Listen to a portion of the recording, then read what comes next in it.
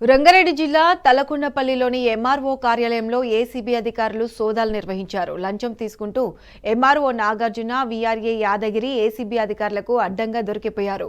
అంతారం గ్రామంలో ఒకే కుటుంబానికి చెందిన భూమి పేరు మార్పిడి కోసం ఎంఆర్ఓ 12,000 లంచం డిమాండ్ చేయడంతో బాధితులు ఏసీబీ అధికారులను ఆశ్రయించారు. వీఆర్ఏ యాదగిరికి బాధితుడు 10,000 లంచం ఇస్తుండగా ఏసీబీ అధికారులు రెడ్ హ్యాండెడ్ గా పట్టుకున్నారు. A1 MRO Nagarjuna, A2 VRA యాదగిరిపై పోలీసులు కేసు నమోదు చేసి అదుపులోకి తీసుకున్నారు.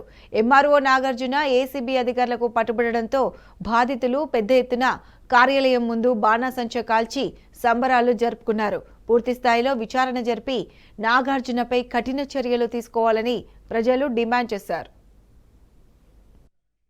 ఏమనంటే ఇట్లా అంతారం విలేజ్లో ఒక రైతు వాళ్ళ దగ్గర ఒక 22 గుంటల భూమి వాళ్ళ మదర్ పేరు పైన ఉంది.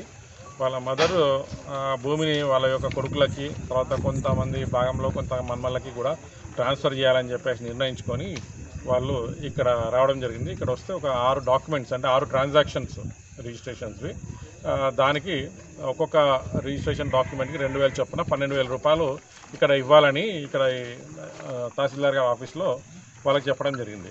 నేను ఎంఆర్ఓ గారిని కనుక్కొని చెప్తానని చెప్పేసి నాగార్జున తహసీల్దార్ గారిని కలిసి తర్వాత బయటకు వచ్చి ఇట్లా 2,000 రూపాయలు అడుగుతారు డాక్యుమెంట్కి ఒకటి, టోటల్గా 12,000 రూపాయలు అవుతుందని చెప్పినారంట. దాని తర్వాత 12,000 రూపాయలు నేను ఇచ్చుకోలేను, అంత స్తోమత నాకు లేదు, నేను దిగవాళ్ళమని చెప్పేసి ఇతను డైరెక్ట్గా వెళ్ళి తహసీల్దార్ నాగార్జున గారిని కలిసి ఇట్లా చెప్పుకోవడం